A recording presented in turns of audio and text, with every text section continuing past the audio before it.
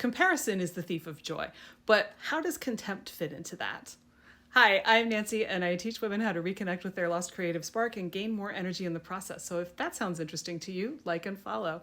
I got this comment on my post about comparison and despair a couple of days ago, and it says, food for thought, comparison is neutral, contempt leads to despair.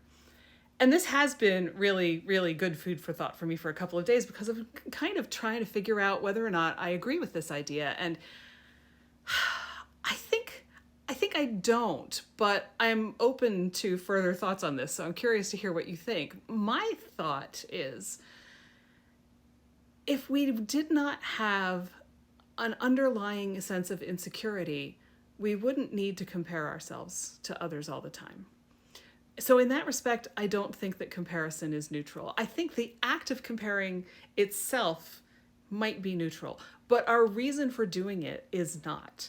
I don't, however, think that it's contempt for ourselves that leads us to compare, and I don't think that it's contempt that leads us to despair either. I think that it's that insecurity fueling the whole thing that both makes us want to go and see how we compare to other people, and then makes us feel terrible when we think we don't match up.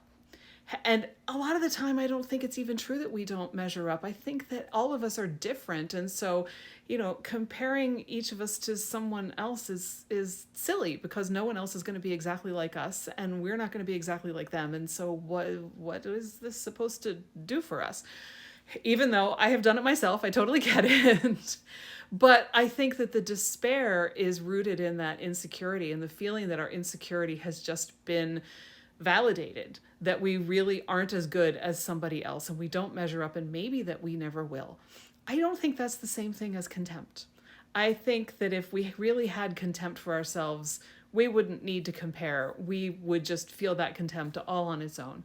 Like I said, I am open to other thoughts on this. I think it's a really interesting question. So if you have a different take or think I'm missing something, let me know.